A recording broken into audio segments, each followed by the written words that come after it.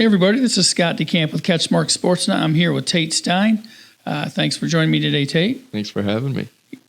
Absolutely. Love having you on the shows with us. We are launching a new show today. It's called the CatchMark SportsNet Catch-Up. The inspiration behind this was to highlight the other sports going on in the West Michigan Conference in the fall. We do a lot with football. We'll talk about football on this show, but we also want to hit up the other sports that deserve coverage as well. So before we jump into episode 1, which will cover West Michigan Conference sporting events through Saturday, August 27th, we're going to hear about the sponsors from Tate here. We just want to shout out our sponsors, all the people at Foundation Systems of Michigan, Scheid Plumbing, Heating, and Cooling, Old Dave Dusenberry at Coldwell Banker, Durga Insurance, Chris Dykman, Sarah Reel at Greenridge, Big Stone Therapies, Van Dyke Mortgage Lakeshore, North Grove Brewers, and of course Grieve Law. Thank you all. Great job, Tate. Very well. Good delivery. Good job. We're off to a great start here. So let's get into the catch-up. I mean, people want to hear about these athletes and teams and everything going on in the conference. So we're going to jump right in with cross country. Hart's girls cross country team is going for a 6th straight state title, but the boys also have been knocking on the door, and they actually had a huge weekend, huge Saturday at the Pete Moss Benzie Central Invite. They took first going away, 43 points. Runner-up Traverse City at 82. Benzie Central senior phenom Hunter Jones ran just a ridiculous 14:32. I just don't even know how you do that. It's ridiculous. I mean, nobody could ever. No, I mean, I covered him in the track state finals too, and the kid was outstanding. It's not like he's some tiny kid that you would just think could run forever. He's a decent-sized kid but yeah, he's something else. He's something special. But not to be too overshadowed, you had Hart senior cousins, Clayton Ackley and Seth Ackley. They finished second and third respectively with times of 16:15 and 16:23.1 to power the Pirates. Senior Wyatt Dean, another really good runner for them, had a respectable 7th place finish, 16:34. You had Hart sophomore Max Stitt in 11th. And rounding it out for the West Michigan Conference, North Muskegon finished 8th, Manistee 11th, Mason County Central 13th, Hesperia 14th. In the varsity big schools division, Ludington was 8th and Montague 11th. So, I mean, pretty good showing for the conference. What are you saying that? Amazing. And it's just so impressive how the Hart Pirates is not just one or two people doing all the damage. They have a true all-around team, and it seems like it's been that way for a while and will be. Yep, most certainly. The girls program, as we alluded to, they were runner-up in the Pete Moss Invite. We had sophomore Jessica Jaswinski. Everyone, it's a household name already. Everyone already knows that name well. She blew away the competition, finished in 17:44.9. That was, I think, a minute 45 or so faster than anybody else, if I was reading that properly.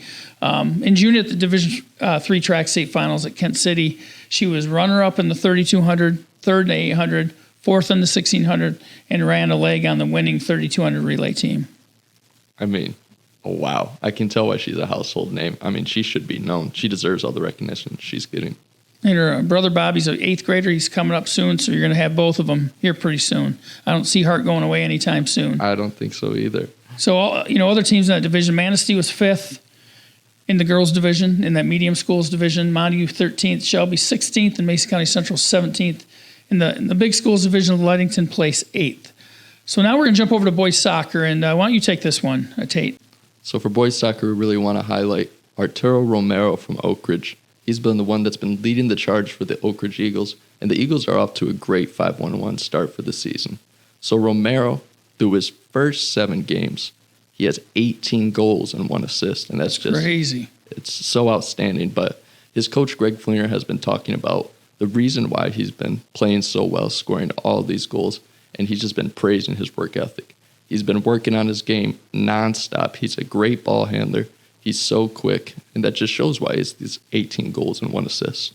So Arturo Romero putting the team on his back, bringing them to where they need to be, and you can just tell that he's a hard worker. He is that gym rat.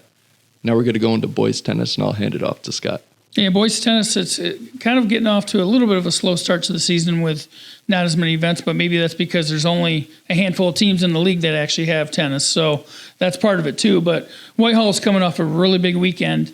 The boys team there, they were at the Lansing Catholic Quad on Saturday, and they swept their 3 opponents. They beat Portland 5-2, Almont 7-1, Lansing Catholic 5-3. So they've had a solid program through the years, and it looks like they got another good team this fall. So keep an eye on the Whitehall tennis team. Girls golf is in the swing of things, and why don't you take a hack at this one? Well, for girls golf, we're going to talk about Montague, the 2-time defending state champion Montague. The girls golf are off to a very strong start. Last Thursday, they took first place. It was a very rainy 9-hole West Michigan Conference Jamboree. Took place at Water Edges Golf Course in Fremont. And senior Natalie Kellogg really put the team on her back. She led the way with a 37, and she took first place for that one. Junior Mackenzie Goodrow, though, she shot a 38 to tie for second with teammate Brooke Berry, who had a career day. So it's not just one person leading the charge, just like we were talking about earlier. Natalie Kellogg, though, with a strong 37. We're going to go into volleyball with Scott.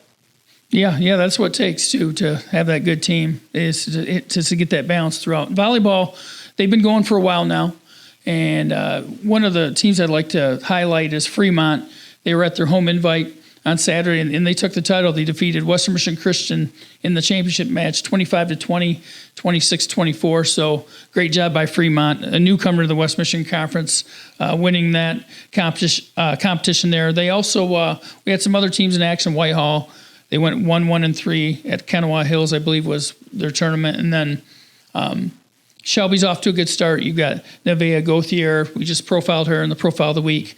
She's sophomore, but getting looks from the likes of several Big Ten schools. No offers yet, but I think those are going to be coming here pretty soon. So, and last but certainly not least, because it certainly gets a lot of credit, we're going to talk a little bit about football and give a few quick shout-outs before we close it out for the catch-up. So I got to start with Whitehall. Huge win over Unity Christian on Thursday, 54-26. They shut them out in the second half, which nobody shuts out Unity Christian really at any time, but they really made the adjustments. That was Unity's first regular season loss since week 8 of 2019. Ooh.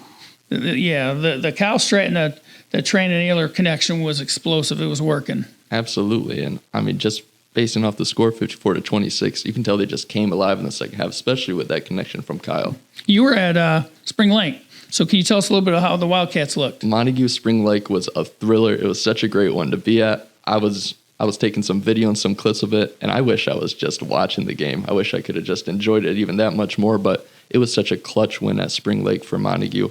They made some great big plays when they needed to. Chase Gall threw a deep ball to Paul Olson, probably a 50-yarder, put them down all the way at the goal line, ended up bringing the game-winning touchdown for the Wildcats and a big stop at the end.